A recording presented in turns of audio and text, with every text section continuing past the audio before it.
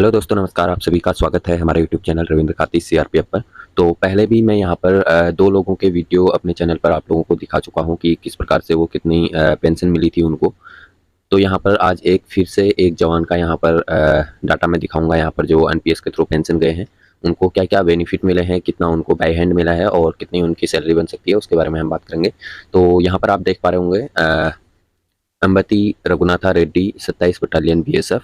और यहाँ पर आप देख सकते हैं डेजिग्नेशन कांस्टेबल थे और इनकी जो बेसिक पे थी 41,600 रुपये थी।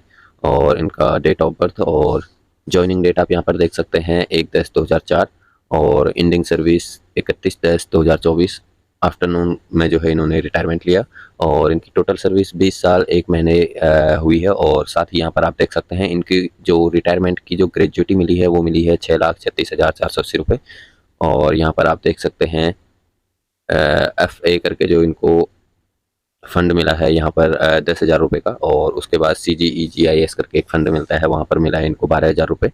और GJSPKK करके यहाँ पर मिला है 23,000 रुपये। और इसी प्रकार से जो इन्होंने छुट्टियाँ जमा की थी EL 150 और HPL जो है 150, तो ये जो टोटल इनकी है वो हो गई 4,77,360 रुपये का जो है यहाँ पर अप्रोक्सीमेटली इन्होंने दिखा रखा है। और उसके बाद आप देखेंगे तो टीए करके यहाँ पर जो दिया गया है ट्रांसपोर्ट अलाउंस, तो 33,280 रुपये। और अब बात आती है एनपीएस की। 20% एनपीएस का अमाउंट इनको यहाँ पर मिला है 5,42,000 रुपये। अब ये एनपीएस का 20% ही क्यों मिला है, तो 20% मैं आपको पहले भी बता चुका हूँ। मैं अपने बहुत सारे वीडियो में आप लोगों को ये बात बता चुका हूँ कि जब एनपीएस में कोई आदमी पूरी सर्विस करने से पहले, यानी कि अगर आप सुपरनेशन जाते हैं, पूरी सर्विस करके जाते हैं, तो आपको 60% तक का अमाउंट जो है आप इकट्ठा ले सकते हैं। तो क्या होता है कि यहाँ पर जब आप सुपरनेशन होके जाते हैं, अगर पूरी सर्विस करके जाते हैं, तो आपको 60% तक का अमाउंट इकट्ठा लेने की अनुमति होती है। चाहे तो आप 20% लें, 40% लें, लेकिन ज़्यादा से ज़्यादा अधिकतम मैक्सिमम आप 60%, यहाँ पर 60% आप ले सकते हैं, ठीक है। लेकिन यहाँ पर अब दूसरी सिचुएशन ये है कि यहाँ पर यदि आप अपने हिसाब से 20 साल बाद जा रहे हैं, तो यहाँ पर क्या होता है, आपको 20% तक की ही अनुमति होती है कि आप 20% एक साथ ले सकते हैं। और यदि आप चाहे तो पूरे 100% की भी इक्विटी खरीद सकते हैं। ऐसा कुछ नहीं है कि 20% आपको इकट्ठा लेना ही लेना है, लेकिन मैक्सिमम आपको सिर्फ 20% ही मिलता है यहाँ पर। इसीलिए आप लोगों ने जितने भी ये बीएसएफ वाले देखे सारे वीडियोज़ मेरे, तो उनमें सिर्फ 20% इसीलिए दिया गया है क्योंकि वो लोग अपना सुपरनेशन होके नहीं गए हैं, यानी कि पूरी सर्विस करके नहीं गए हैं। वो 20-20 साल करके अपना यहाँ पर निकल गए हैं, जिसकी वजह से उनको सिर्फ 20% ही यहाँ पर पैसा इकट्ठा मिला है और बाकी 80% की उनकी इक्विटी बनाई गई है, ठीक है। तो इस प्रकार से अब यहाँ पर पेंशन की हम बात करें तो पेंशन में आप देख पा रहे होंगे यहाँ पर लिखा है अंडर एनपीएस रूल। अब इसके बारे में भी हम समझेंगे कि अंडर एनपीएस रूल यहाँ पर लिखा हुआ है, तो हम अपने हिसाब से मान के चलेंगे कि कितना इनका एनपीएस के थ्रू कितना पैसा इनका बनेगा, वो मैं आपको बताऊंगा और उसको भी हम समझेंगे। लेकिन उससे पहले मैं आपको बता दूं कि इनको जो टोटल ये अमाउंट जो मैंने आपको बताया, ये टोटल अमाउंट इनको बाई हैंड जो मिला है तो इकट्ठा, तो ये इनका बना है 17,34,120 रुपया, ठीक है। तो 17,34,120 रुपया इनको जो है इकट्ठा मिला है। और उसके अलावा जो इनकी एनपीएस रूल के तहत जो इनकी सैलरी बनेगी उसके बारे में हम बात करते हैं। 5,42,000 रुपये है, ठीक है। तो 5,42,000 गुना 80% हम इसका निकालेंगे, ठीक है।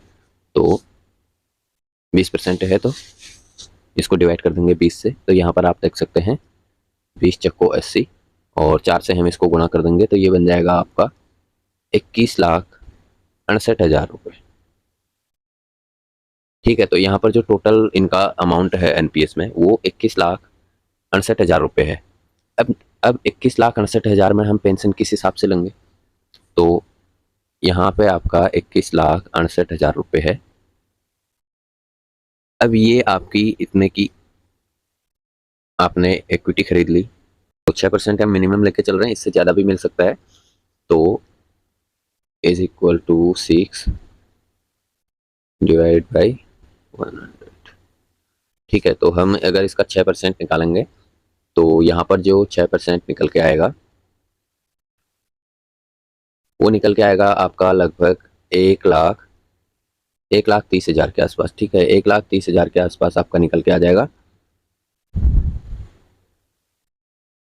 तो अब 1,30,000 जब आपका निकल के आएगा एक साल का, तो 1,30,000 का आप 12 महीने में डिवाइड कर देंगे। 1,30,000 को आप 12 से डिवाइड करेंगे तो यहाँ पर आपका बनेगा लगभग 10,800 रुपये के आसपास, ठीक है। ये मिनिमम आपका जो है यहाँ पर सैलरी रहेगा लगभग। ये अनुमानित मैं बता रहा हूँ यहाँ पर जैसे आपको दिया है अंडर एनपीएस रूल के तहत, तो उसी हिसाब से मैं बता रहा हूँ कि मिनिमम अगर 6% अगर आपका रिटर्न रहेगा तो उस हिसाब से आपका 10,800 के आसपास इसका जो है सैलरी रहेगा।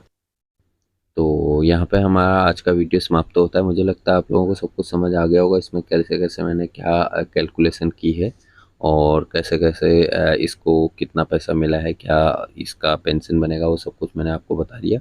वीडियो अच्छा लगा हो तो वीडियो को लाइक ज़रूर कर दें और हमारे चैनल पर नए हैं तो चैनल को सब्सक्राइब करें। वीडियो देखने के लिए धन्यवाद। जय हिंद, जय भारत।